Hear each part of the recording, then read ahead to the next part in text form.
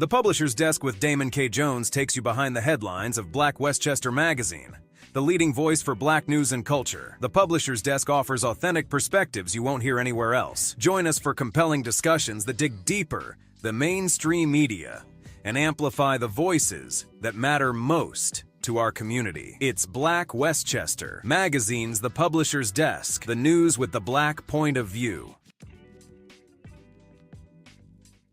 Peace and blessings, everybody. This is Damon K. Jones here, and welcome again to the Publisher's Desk. I'm Damon K. Jones, the publisher of Black Westchester. And tonight, we wanted to discuss an issue. The remarks on from Anthony Mackie that he made on the Pivot podcast about masculinity. And I think it got some backlash because he talks about masculinity and making sure that his sons were masculine and respectful and had integrity, and there was backlash from it. Let's take a look at what he said. We've been living through the death of the American male. They have literally killed masculinity in our homes and our communities, for one reason or another. But I raised my boys to be young men. And however you feel about that, you feel about that. Right. But my boys will always be respectful. They will always say, yes, sir, yes, ma'am. No, sir, no, ma'am. They will always say thank you. They will always open a door for a lady. They will always make sure that their mother is taken care and provided for. They will always be men. Yeah. Masculinity is something I think is very important for boys, because now our little boys are afraid to fail, so they don't try. Now, a lot of people actually thought that Anthony Mackie was wrong in what he said about masculinity. But if we really, really pay attention, if we look through the clouds of deception, he's absolutely correct. You know, there's a silent crisis in America. There's definitely a silent crisis in the Black community in reclaiming Black masculinity. It doesn't get the attention that it deserves, you know, and it's a mental health crisis among Black men. Sadly to say, 80% of Black children are born out of wedlock. And a lot of times Black men are not at home, and they're raised by Black women. And there's always a point that men have to be around men. The only way a cub is going to learn how to roar, it has to be around the lion. And even the Bible tells us that steel sharpens steel. So in order for young Black men to be in their potential, they have to be around positive, older Black men. And the crisis is we do not see that. There are, don't get me wrong, there's a lot of good Black men being fathers and being involved in their children's lives. Let's not lose that. But what I'm talking about, and as someone who did 33 years in corrections, and I've watched young Black men, generations, come in and out of the facility, and when a young man tells me that me, the correction officer, was more of a father to him than his own father, we should be alarmed by how many young Black men feel that way.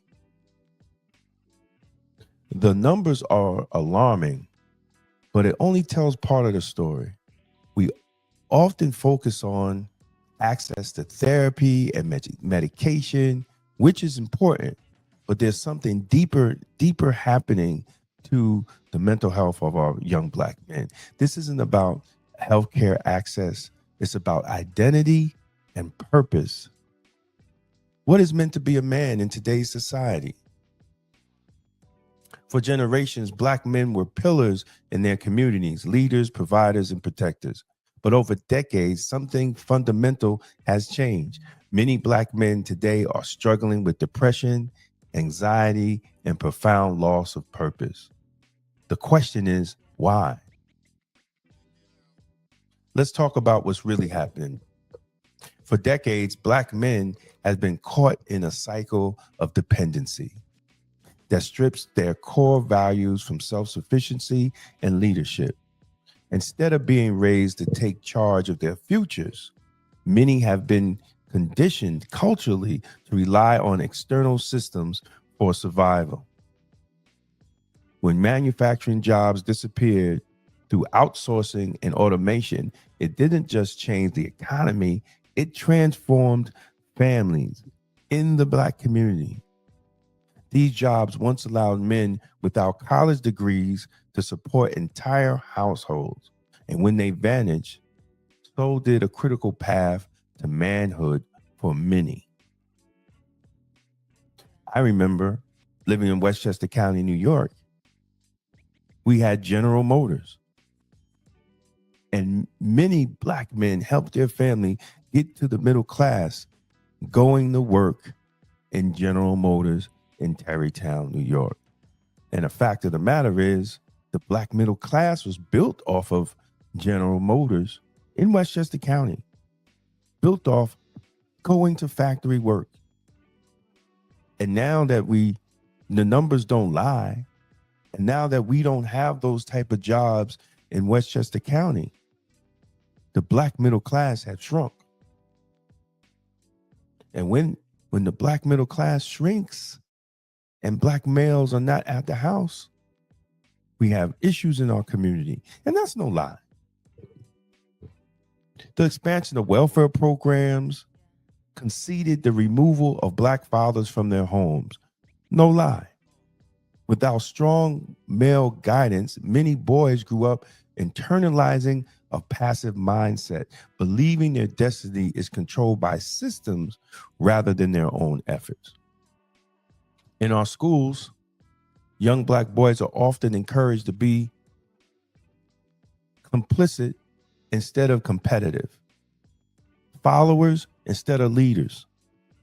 And later, the workforce simply continues this pattern, preparing men to seek jobs rather than build businesses or master trades that leads to true independence.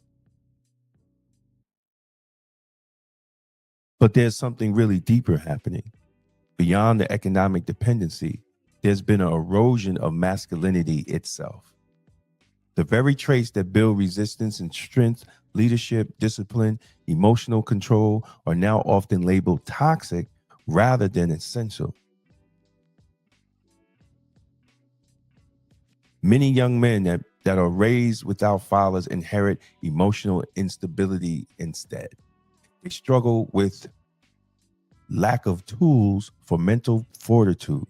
Society has normalized passive lifestyles where entertainment and immediate gratification take priority over purpose and responsibility. The results are devastating. When a man believes he has no control over his circumstances, he falls into helplessness. This fuels anxiety, depression, self-doubt. Without ownership over his life, his mental health suffers because he isn't exercising his natural ability to overcome and create. This Black ignorant consciousness hookup culture that we have created has further damaged the community's foundation. It has weakened family structures and perpetrating the cycle of fatherless homes.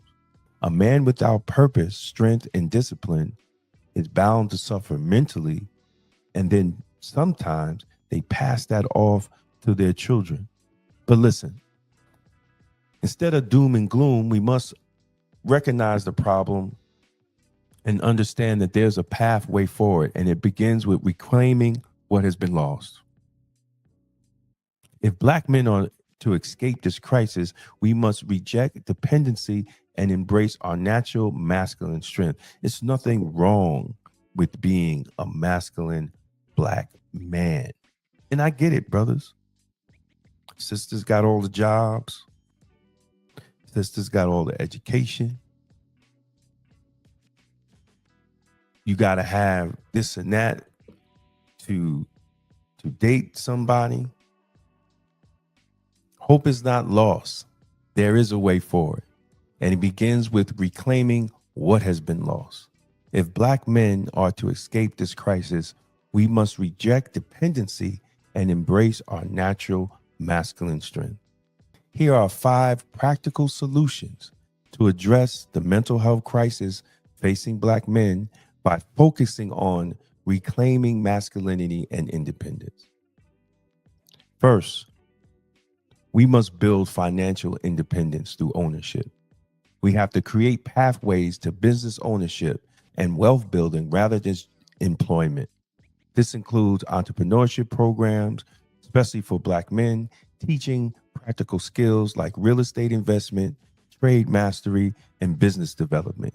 Financial literacy education starting from a young age would emphasize building assets rather than just earning wages, breaking the cycle of economic dependency. Second, we must restore fatherhood initiatives, implement community-based programs that reconnect fathers with their children and teach parenting skills to young men. These initiatives will include mentorship programs, pairing fathers with boys with strong male role models, legal support to help fathers maintain presence in their children's lives despite the relationship challenges, and creating spaces where fathers can learn from each other while spending time with their children.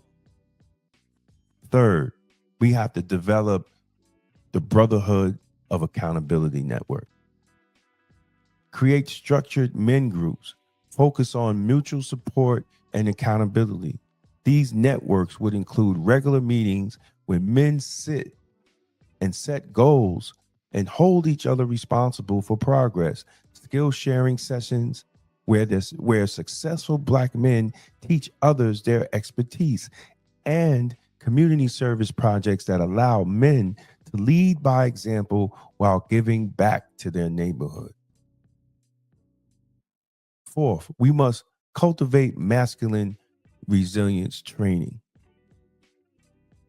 We have to design programs specifically teaching the positive aspects of masculinity, emotional regulation, mental toughness, and self-discipline. This includes physical fitness regimens that build both strength and consistency, workshops on maintaining emotions without suppressing them, and practices that help men develop resilience, face challenges without being overwhelmed by them. And also, we have to reconnect them to their spirituality. We have to teach them how to eat right, teach them how to meditate, and teach them the importance of prayer. Lastly, black men have to be present in our educational systems. We have to be the leaders to reform educational approaches for black boys. And many times it's just been women. We don't see men. We have to transform how our schools engage with young black boys, emphasizing healthy competition, leadership, and agency. This could include male-focused learning environments during crucial development years, a curriculum that includes successful black male historical figures, role models, and teaching methods that harness boys' natural energy and competitive spirit rather than suppressing it. Each of these solutions address different aspects of the issue while working together to create a comprehensive approach on rebuilding black masculinity, independence, and our mental health. We have to understand our mental health crisis in black men goes beyond clinical solutions, goes beyond therapy or medication. It's about reclaiming purpose, strength, and leadership.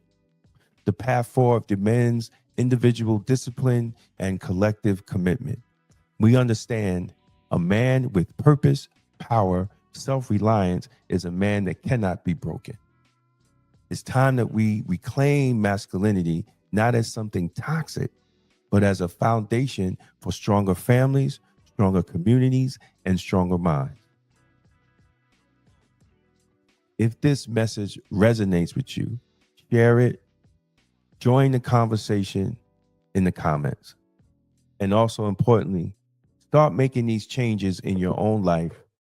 Our communities is counting on it. Please like and share this video. You could also go to blackwestchester.com and read the different articles on health, wellness, and mental clarity. You could also get my book, The 53 Building Blocks to Be a Divine Black Masculine, right now on Amazon. We will continue this discussion because Black masculinity is important in the Black community, and it's important to family and the overall aspect of health of the Black community. So until next time, stay strong, stay purposeful, and remember, your mental health matters. And have a Blacktastic day. And remember, as always, God is in your vegetables. The Publisher's Desk with Damon K. Jones takes you behind the headlines of Black Westchester Magazine, the leading voice for Black news and culture. Please like, share, and subscribe. It's Black Westchester Magazine's The Publisher's Desk, the news with the Black point of view.